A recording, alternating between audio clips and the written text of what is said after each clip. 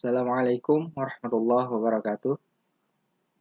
Alhamdulillahilladzi arsala rasulahu bil huda wa dinil haq liyudhhirahu 'ala dini kullih walau karihal kafirun.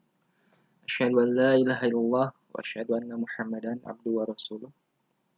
Alhamdulillah, pada kesempatan ini kita dapat bertatap muka walaupun secara daring atau online dalam pembelajaran jarak jauh mata pelajaran matematika untuk kelas 12. Adapun materi yang akan kita pelajari pada kelas 12 ini adalah tentang statistika ya. Di sini statistikanya statistika yang pendahuluan. Nah, kita akan mulai pembelajaran hari ini.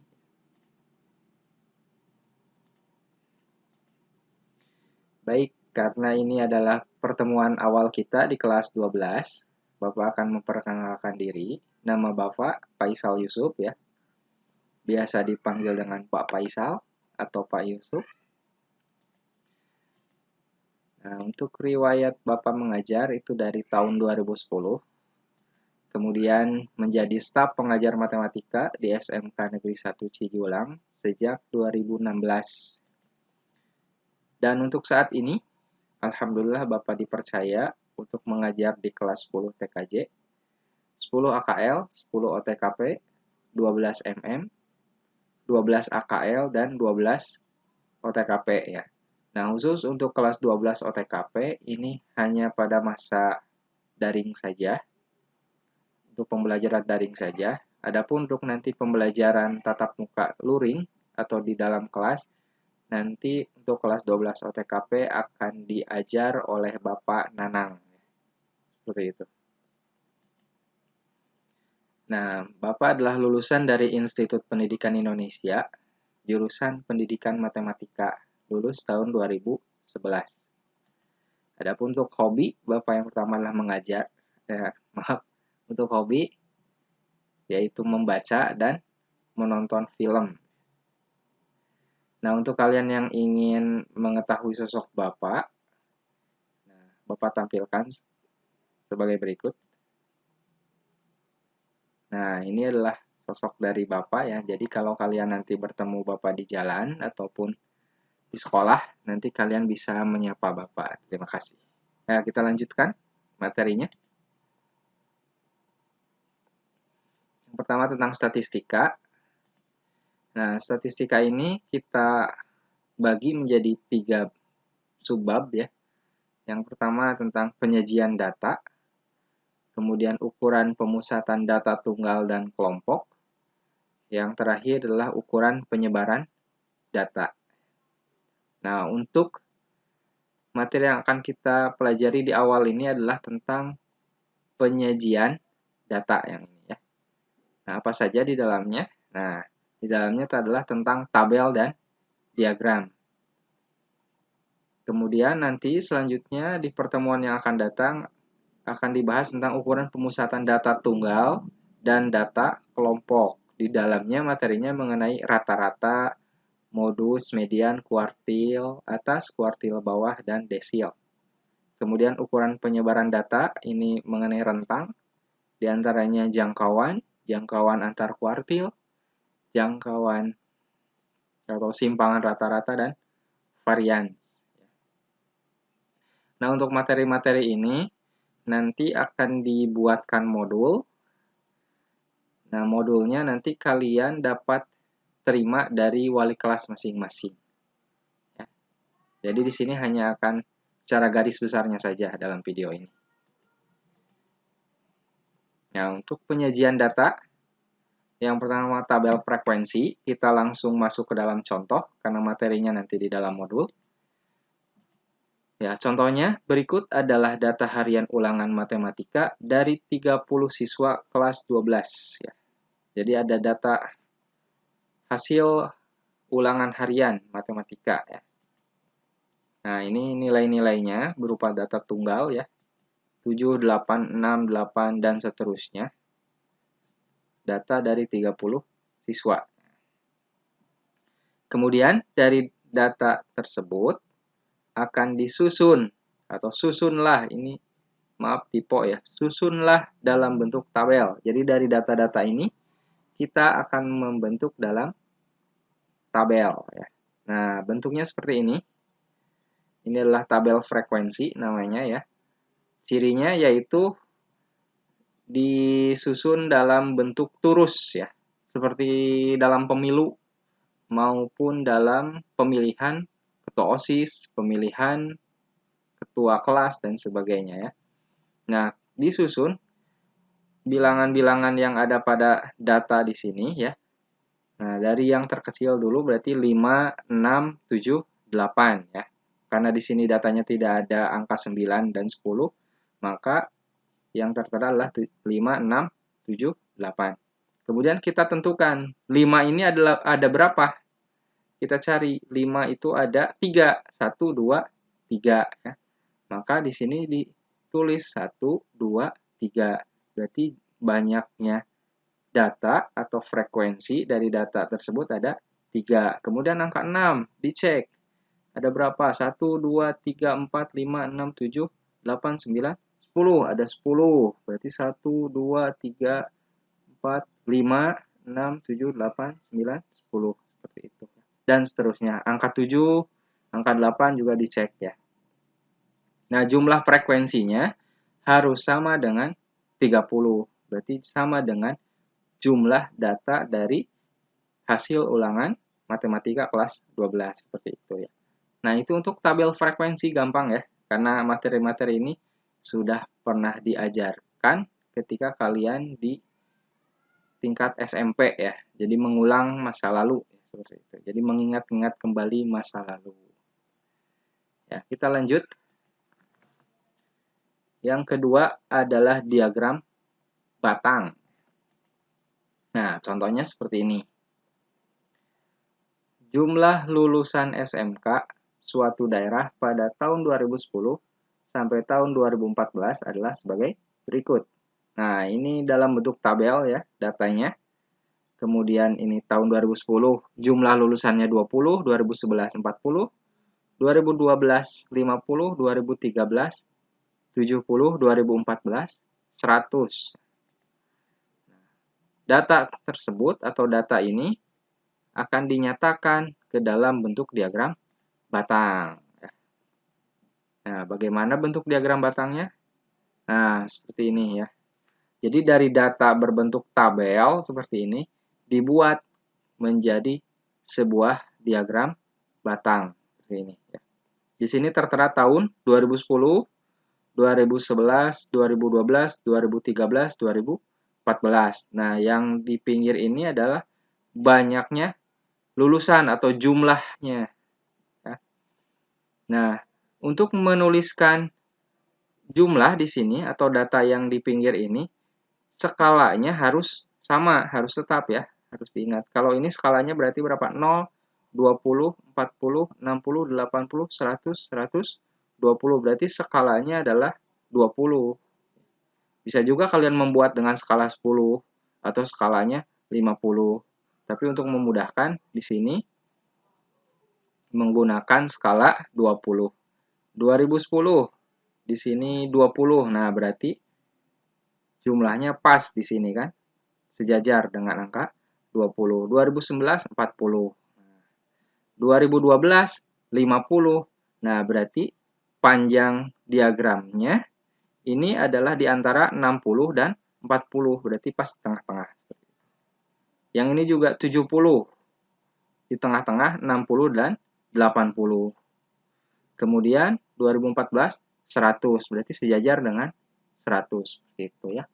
Dapat dipahami ya. Jadi dari mengubah bentuk tabel seperti ini, diubah menjadi diagram batang. Ya.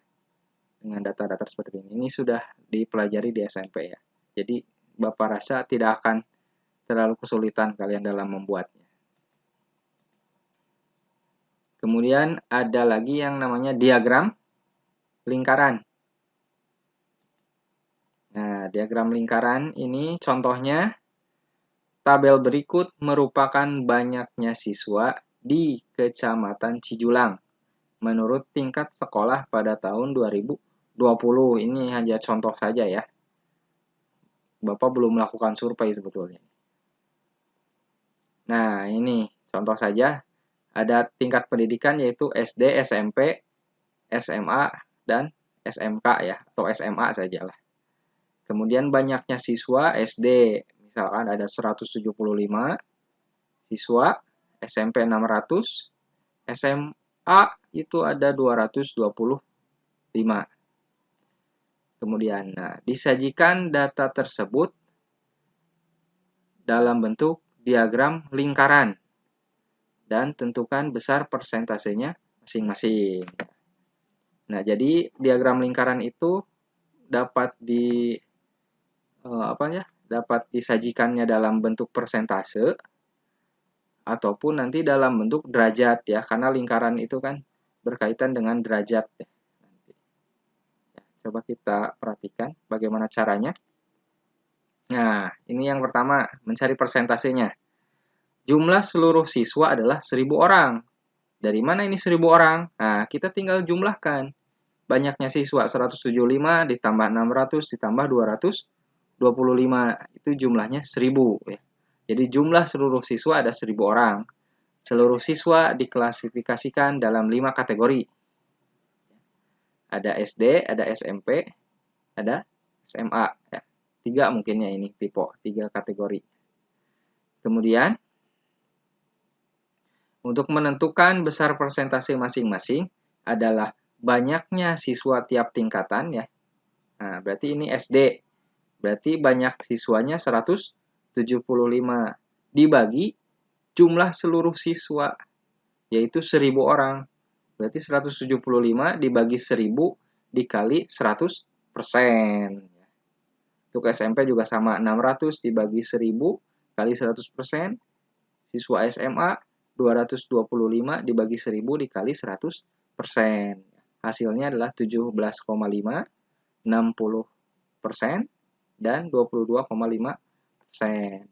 Nah, itu dalam bentuk persentase. Sedangkan untuk menggambar lingkarannya, untuk menggambar diagram lingkaran, kalian harus menentukan dalam bentuk derajatnya ya. Karena satu buah lingkaran itu besarnya adalah 360 derajat ya, atau satu lingkaran penuh itu adalah 100%. Itu sama ya, betulnya. Nah, bagaimana cara menentukan dalam bentuk derajat? Nah, seperti ini. Menentukan besar sudut masing-masing. Nah, berarti siswa SD tadi caranya sama seperti mencari persentase, cuma yang membedakan kalau persentase dikali 100%, kalau mencari besar sudut berarti dikali 360 derajat ya. Itu yang membedakan 100% dan 360 derajat. Nah, ini siswa SD berarti 175 dibagi 1.000 dikali 360 derajat, 63 derajat. Dan seterusnya ya, ini diperoleh 216 derajat dan 81 derajat. Nah, setelah kita tentukan derajatnya, baru kita sajikan data ini, data banyaknya siswa di Kecamatan Cijulang, dalam bentuk diagram lingkaran. Nah, seperti ini. Ini diagram lingkarannya. Kalau ini kan kita dapat lihat yang terbanyak itu adalah siswa SMP 216 derajat atau 60% ya. Nah, kita lihat kalau di sini ditarik garis lurus, itu garis lurus kan berapa derajat? 180 derajat. Berarti ini 216 derajat. Itu berarti lebih dari 180 derajat ya. Berarti lebihnya berapa? 36 ya, 36 derajat. Tinggal ditambah pakai busur seperti itu. Nah, yang ini berarti siswa SD 63 derajat, juga tentukan pakai busur. Kemudian SMA sisanya 81 derajat atau 22,5%. Jadi ini dibulatkan ya.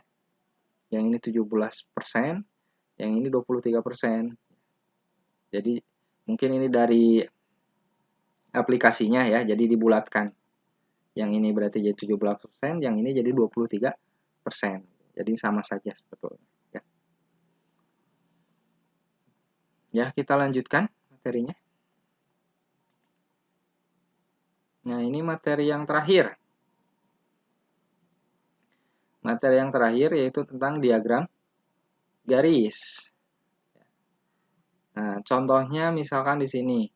Dalam 6 bulan pertama tahun 2020, konsumsi pemakaian listrik di perusahaan acak adut ya, tertuang harusnya ya, ini tipe, tertuang pada tabel berikut ya. Kita tahu di masa pandemi ini kan yang paling boros itu kan adalah masalah listrik dan kuota ya, seperti pembelajaran jarak jauh ini. Nah, mudah-mudahan kita selalu diberi rezeki yang melimpah ya Allah, agar kita bisa menghadapi situasi saat ini ya. Ya, kita lanjutkan. Nah, ini tabelnya. Jadi ada 2 ya tabelnya. Kemudian ini tabel tentang bulan, kemudian ini pemakaian KWH.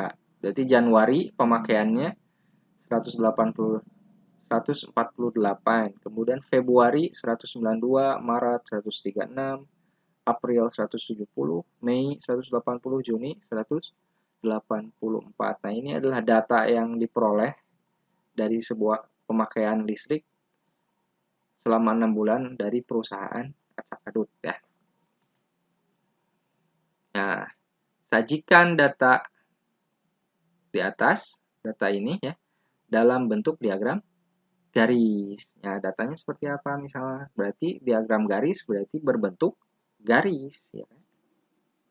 Nah, data tersebut disajikan. Nah, kira-kira seperti ini ya datanya. Ini bulan Januari, Februari, Maret, April, Mei, Juni. Jadi datanya mirip diagram batang. Cuma kalau diagram batang kan dari sini berbentuk batang, ya kan? Kalau ini berbentuk garis. Nah, berarti di sini Januari 148, berarti kan ini 150 ya.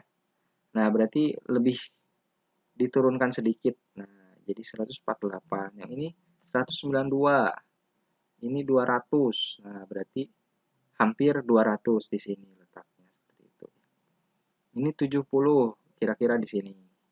Berarti dari sini skalanya, skala yang dipakai pada diagram garis ini adalah skala 50 ya. 0, 50, 100, 150, 200, 250. Atau bisa juga skalanya 100, 0, 100, 200. Atau skalanya 10 bisa 0, 10, atau skala 20 seperti tadi ya. Itu sama saja sebetulnya. Dalam penulisan diagram garis, ini adalah materi-materi yang kalian pernah pelajari di tingkat SMP sebetulnya untuk menentukan atau menggambar garis seperti ini. Caranya gampang ya. Nah, mudah-mudahan kalian bisa pahami untuk materi awal kita. Nanti untuk materi kedua akan kita bahas mengenai ukuran pemusatan data ya, yaitu rata-rata, median, modus ya, dan seterusnya. Nah, kita ucapkan alhamdulillahirobbilalamin. Untuk pertemuan pertama ini Bapak cukupkan sekian ya. Kalau ada pertanyaan mungkin kalian bisa sampaikan. Nah, di sini bisa melalui email atau via DM ya. Itu bisa kalian lakukan ya. Atau juga via WA kalian boleh tanyakan kepada wali kelas masing-masing. Nomor kontak Bapak ya. Dan akhirnya sampai di sini pertemuan kita kali ini. Kita tutup dengan doa. Subhanakallahumma wa bihamdika asyhadu an la ilaha illa anta astaghfiruka wa atubu ilaik. Wassalamualaikum warahmatullahi wabarakatuh.